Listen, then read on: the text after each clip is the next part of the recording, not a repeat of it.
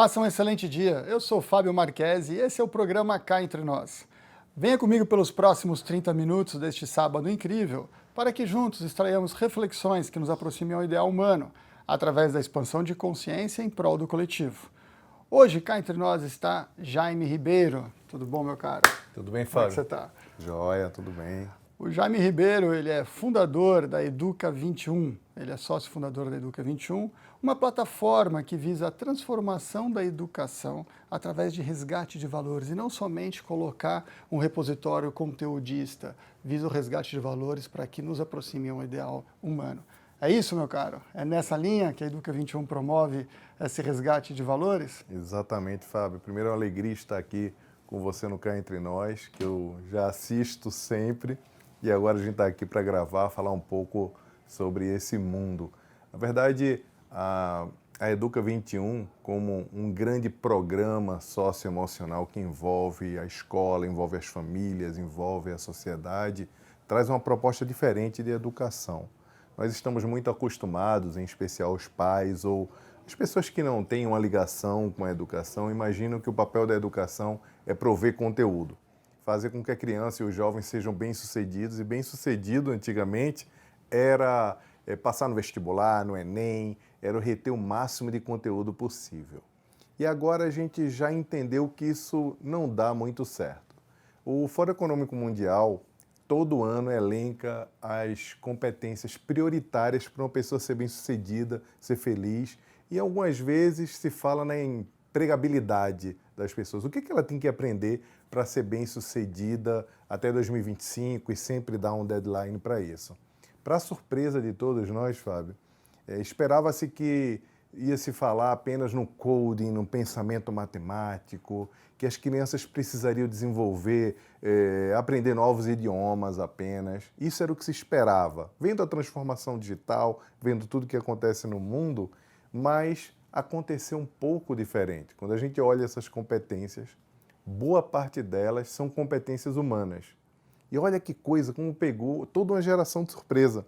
Porque todo mundo esperando que os especialistas em tendências falassem que o que precisava agora era ensinar as crianças a codificar, a programar computadores, a aprender múltiplos idiomas. Aí o Fórum Econômico Mundial, especialistas como Yuval Noah Harari, falam assim, não, olha, não é isso que é prioritário para ensinar para as crianças e não é isso que é prioritário para nós aprendermos agora. Tudo isso é muito importante, mas o que vai importar para o futuro é a convivência humana, são as competências humanas.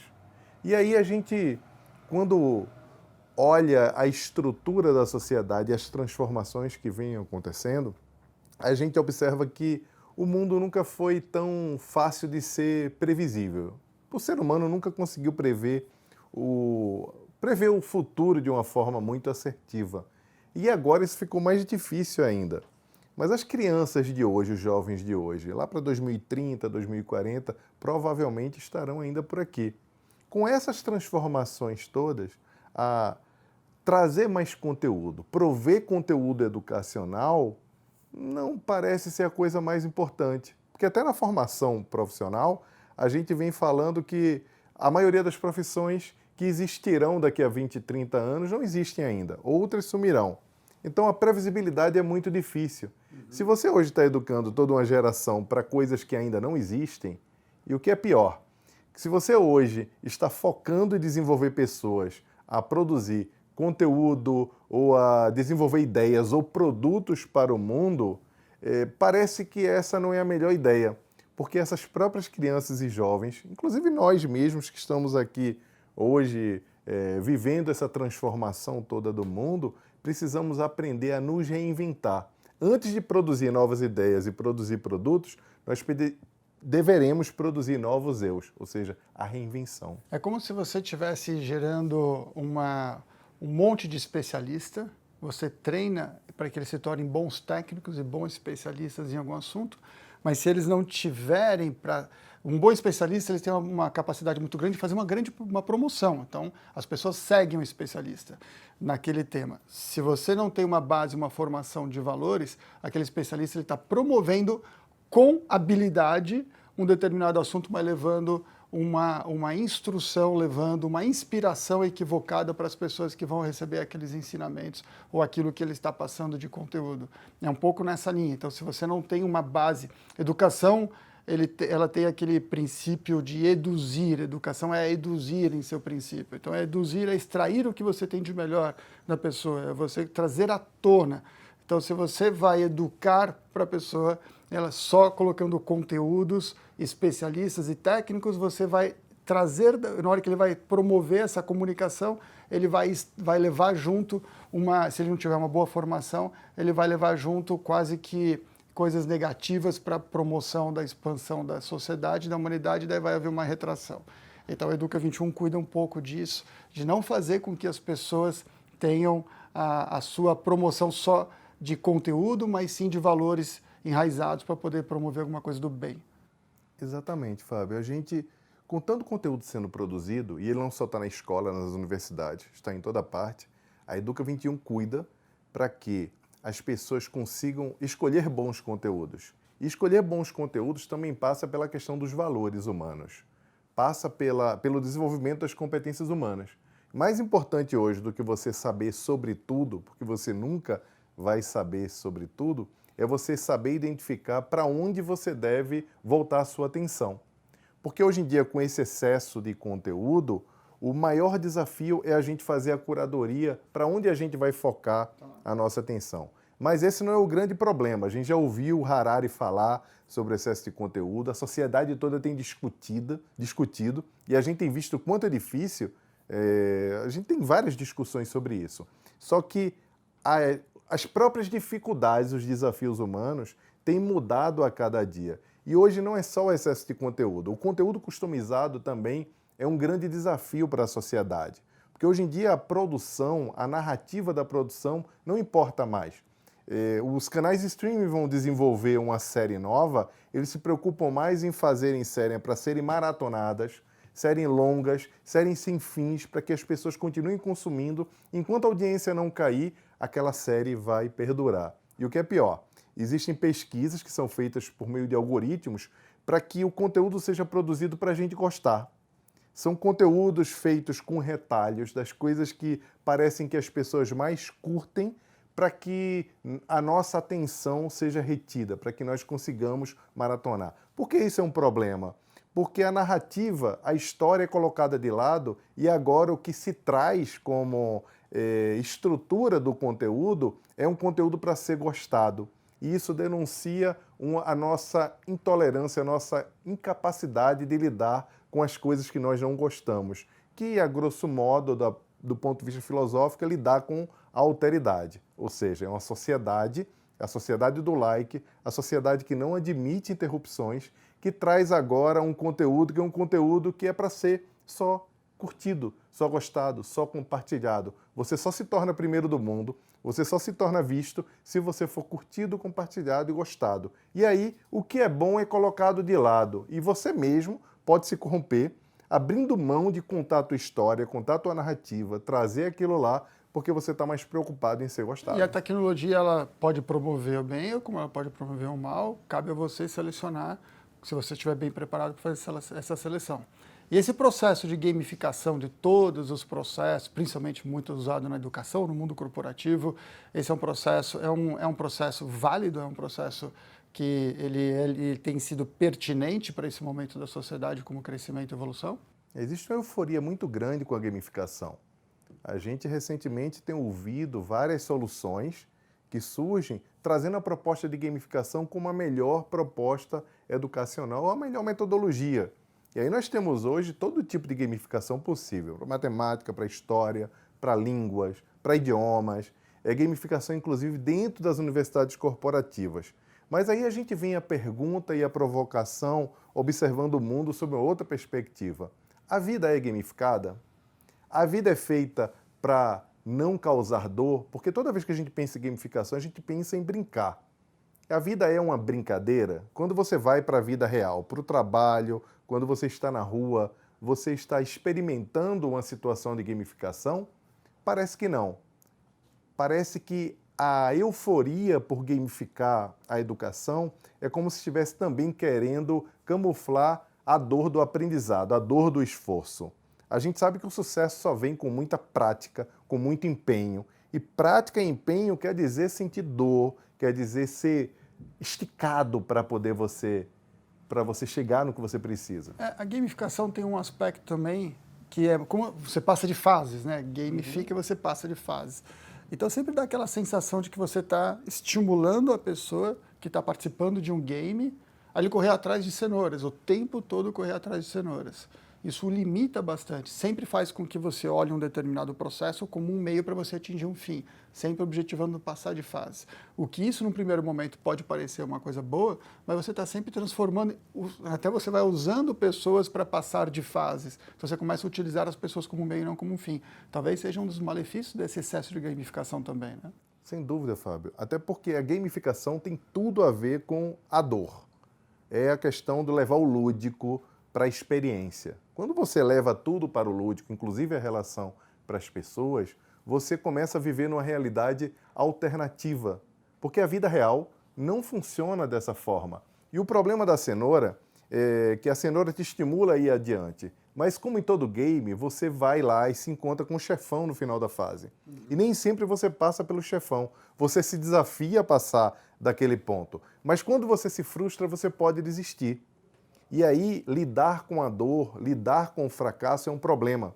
Porque para as pessoas nessa sociedade envolvida, que o Byung-Chul Han chama da sociedade paliativa, a dor é um sinônimo de fracasso.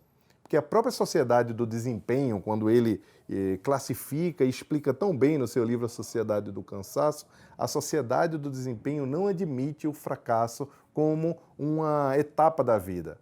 Não, é uma interrupção. Você sentir dor, você ter problemas, tudo isso transforma e traz uma sensação de fracasso. É isso que leva ao burnout, é isso que leva ao desestímulo escolar também da criança, porque quando ela não avança no game, quando ela não é capaz de mudar de fase, ela começa a se desestimular. Então, a gamificação, uma tentativa de fazer com que as pessoas acreditem que tudo é uma brincadeira e que nada traz dor, na verdade está eliminando, está deixando de lado um dos maiores vetores, uma das maiores possibilidades de aprendizado, porque é a dor. Quem de nós nunca aprendeu num período de dor? Pelo contrário, passar pelo processo de dor e não é dizer que... não é valorizar e dizer que nós precisamos da dor para aprender, mas passar pela dor também é importante para ter um aprendizado. Também é importante, ou às vezes até é um dos pontos mais importantes para você dar uma guindada, né? Você crescer no aprendizado. A dor, ela estimula bastante você a sair não só da zona de conforto, mas te despertar uma criatividade para achar soluções para determinados desafios, para determinadas situações. Então a dor, ela te provoca para até estimular em você áreas no cérebro que te fazem perceber e até olhar e expandir até a consciência para algumas coisas que você antes não tinha luz, não tinha foco, não tinha clareza.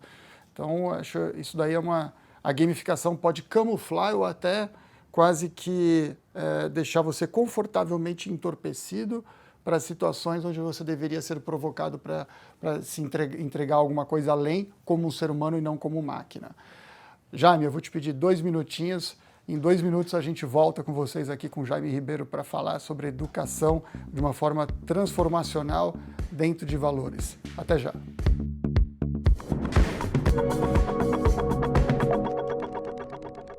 Estamos de volta com o programa Cá Entre Nós, hoje aqui com Jaime Ribeiro do Educa 21, dentro aqui do Learning Village, esse hub de inovação, para falar com vocês a respeito dos valores dentro do processo da educação.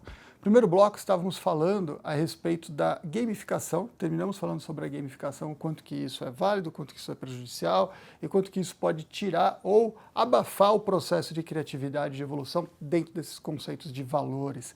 Teve recentemente um trend aí que está falando bastante dessa gamificação, que são frutas artificiais. Como é que foi isso daí que parece que explodiu recentemente na rede?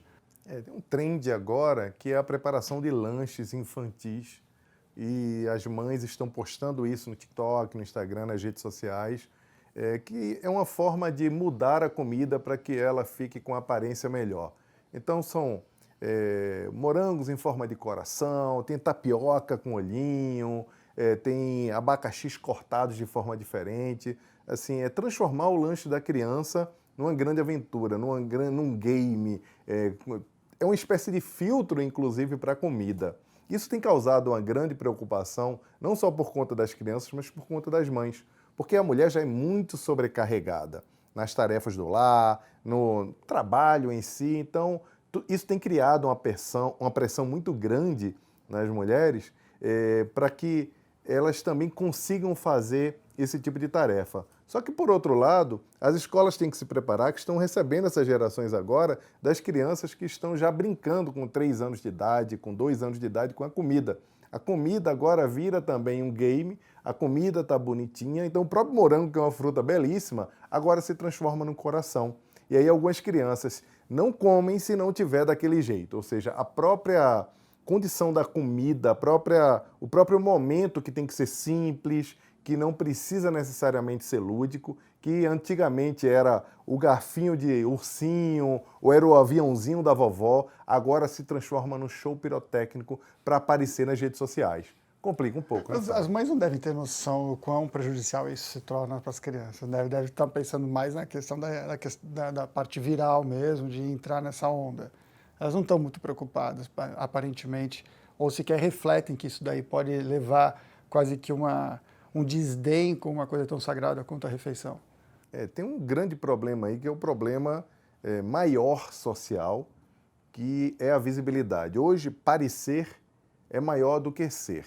Hoje você precisa mostrar não só a tua vida, mas momentos que você classifica como especiais, para que as pessoas vejam e achem que a sua vida é legal. Então, não tendo mais lacunas, quase que não sobra mais lacunas, que as pessoas precisam mostrar para poder aparentar ter uma vida melhor. E isso vem causando uma pressão social muito grande. E a gente não sabe ainda quais as consequências que vão ter com essas gerações novas. Você imagina uma criança que todo dia a lancheira está bonitinha, toda performática, e um belo dia ela vai abrir a lancheira e não vai ter bilhetinho, não vai estar bonitinho, porque tem uma mãe lá que está correndo para pegar o trem, para pegar o ônibus, para poder cuidar de outras coisas, inclusive de outros irmãos, e aí a criança pode dizer, não vou comer, ou não me sinto amada. A gente precisa observar muito bem o que vem acontecendo no mundo para não nos tornarmos a armadilha dessa coisa da hiperexposição. Nós que estamos acostumados a usar filtros nas redes sociais, a usar todo tipo de artifício, agora não nos contentamos mais com isso e levamos os filtros para outros patamares.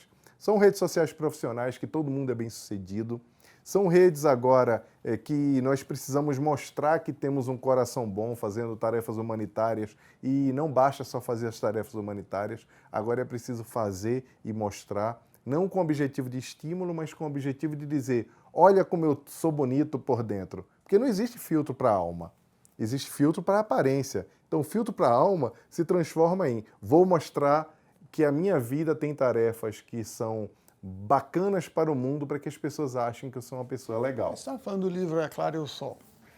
Traz para a gente um pouco a reflexão do que você estava comentando antes do programa, que achei bem interessante. É Claro e o Sol é um livro incrível e ele traz uma perspectiva bacana sobre um futuro distópico. E a gente linka tudo isso com o próprio desaparecimento das coisas, né? O que vem acontecendo com a transformação do mundo. Nesse livro, É Claro e o Sol, as crianças parecem não estudar mais em escolas físicas. Parece que as escolas sumiram. Assim como as coisas estão sumindo, né? Os álbuns de fotografia, que eram momentos tradicionais de conexão com a nossa hereditariedade, com a história da nossa família, já não existem mais, são raros. Agora são fotos no Instagram que são fluidas, que são de momento, que usam filtros. Nós não reconheceremos, provavelmente, os nossos netos provavelmente não nos reconhecerão mais de tanto filtro que a gente usa para se fotografar, de tanto efeito. Não é aquela cara que a gente via lá antigamente. Então, as coisas sumindo, os álbuns sumindo, os documentos sendo assinados agora digitalmente, parece que nesse futuro distópico a escola sumiu. E as crianças estudam todas online. Mas as escolas promovem um momento de interação física. E aí, uma vez por mês, ou a cada bimestre, não lembro bem, as crianças se encontram para ter interação humana, para não perder esse contato, para estarem aptas a trabalhar, a serem aceitas na universidade de uma forma mais, digamos, melhor ranqueadas para ser aceita na universidade. E teoricamente, isso não deveria, pelo menos no processo que se previa, a gente sempre falou em largar o apego às coisas como uma condição, parece, de sine qua non para um quesito de espiritualidade. Então, o desapego às coisas se torna um quesito de espiritualidade. Nesse caso, não tem havido esse processo. Na prática, na hora que você começa a desapegar das coisas e começar a virtualizar as coisas em experiências e não em mais de uso e não de propriedade, você, ao mesmo tempo, a gente não está vendo um processo de uma evolução espiritual por conta desse fato. A gente não tem percebido essa diferença. Esse desaparecimento das coisas, a falta da matéria, as coisas diminuindo, o celular que era grande fica pequeno, a TV que era enorme agora é fininha, as coisas realmente estão sumindo, os documentos físicos que não são mais necessários. Nós esperávamos que tudo isso, com o desapego ao material, a experiência de não terei mais carro. Agora mesmo a Apple anunciou que não vai alugar telefones, não vai vender. Parece que a relação com o ter tem mudado com as novas gerações. Então essa relação com o ter, esse desaparecimento das coisas, era esperado como um processo seguinte da espiritualização. As pessoas desapegando das coisas e se conectando mais com as pessoas, com o propósito. Mas isso não aconteceu. Pelo contrário, as coisas vão desaparecendo e as pessoas não se conectam com a espiritualidade. Pelo contrário, o que a gente vê é a sociedade ficando mais confusa, polarizada, com uma dificuldade de lidar com o outro. Vocês que dominam muito e estão com o pé em cima da bola dessa análise psicológica do comportamento das pessoas, será que o fato de você ter exatamente esse período de transição onde você não tem mais as coisas para interagir, da qual se dependeu durante muitos séculos e milhares de anos, agora nessa transição o desapegar ainda não aconteceu, mas você já não tem mais as coisas para interagir, isso talvez tenha trazido essa confusão mental no período de transição para você começar a valorizar coisas intangíveis e um pouco mais, e bem mais transcendentais, e isso seja um processo de transição difícil e por isso que talvez cause um pouco de confusão mental para as pessoas? Você acha que isso favorece as questões relacionadas a burnout e tudo isso que vocês sabem e conhecem muito bem? Esse período de transição que você começou falando é uma visão muito otimista. Eu particularmente tenho essa visão também, mas eu creio que eu esteja sendo muito romântico com o mundo. Acreditar que a desmaterialização, agora com essa conexão da gente com a informação, a gente não está apegado às coisas, mas parece que é apegado a cada dia mais com a informação, com o digital, com o aparecer, com a vaidade. Então não veio a espiritualização, veio a vaidade. Não veio o desapego, veio eu vou mostrar não mais o que eu tenho, mas eu vou mostrar agora as minhas experiências. Provavelmente isso tem criado uma coação muito grande, própria, que faz com que as pessoas estourem no burnout. O burnout não acontece só por conta de um ambiente inflamado, que tem um papel sim das empresas, com um ambiente completamente destrutivo, que atrapalha muito e faz com que as pessoas vão ao limite da saúde mental. Mas tem também um papel próprio, que é o papel de coação, que é a gente querendo se puxar muito, performar muito. E aí esse é o papel que você falou de coação. Existe muito essa proposta de valores por coação. A gente não busca o valor como um bem em si, como algo intrínseco. A gente busca muitos valores, eu acho que esse é um papel da reflexão que vocês colocam bastante na Educa 21, que é você usar o valor em si, você ter o valor em si, não ele como algo sob ótica de coação. Quando eu falo coação é no sentido de, eu vou ser uma pessoa de valor para que eu consiga determinados objetivos por uma questão de pacto social, por uma questão de protocolo social. Então é um pouco como que você citou também, a gente estava conversando sobre o anel de Giges, onde você, aquela reflexão de Platão, onde ele coloca o pastor com as ovelhas, ele tinha uma condição muito boa de procedimentos dentro de princípios de valores. No momento que ele se torna transparente com o anel, ele começou a praticar atos ilícitos e não condizentes com valores que ele promovia antes. Então, a gente, quando não consegue colocar o valor como alguma coisa, enfim, sim como um meio, quando você não está sendo visto, não estão te vendo, você deixa de ter o valor como um fim. Você quer sempre um objetivo maior, que é como se fosse uma coação da sociedade para que você tem uma determinada postura porque você quer ser aceito pelas redes sociais. Sim. Outro dia eu estava na maternidade e chegando lá eu fiquei assustado. A criança estava nascendo e já tinha o uniforme completo do time do coração dela. A criança já estava ali, já sabia qual era o time que ela ia torcer. Curioso, Fábio, é que os pais se apressam muito em escolher algumas coisas como essas para as crianças, mas demoram muito para começar a falar em valores.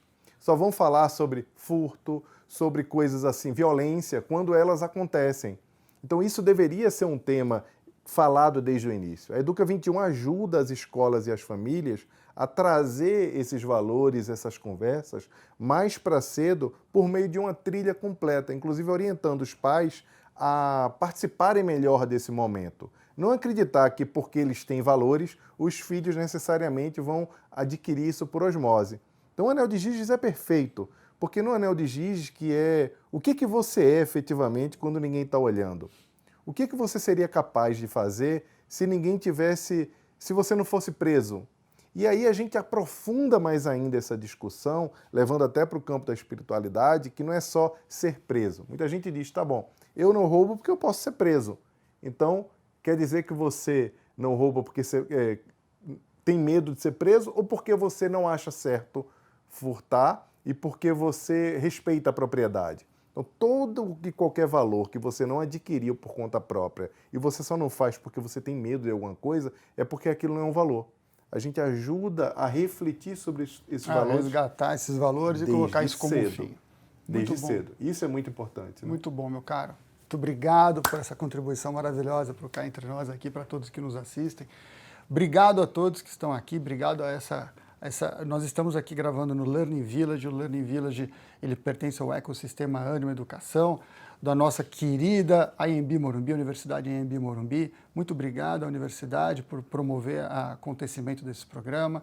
E também a todos que estão aqui, Band, Cris Burcols, a Band Nacional, numa parceria aqui de Band Vale, Band Nacional, Vibra, que é a empresa digital da Band, e o Learning Village para fazer esse programa para vocês.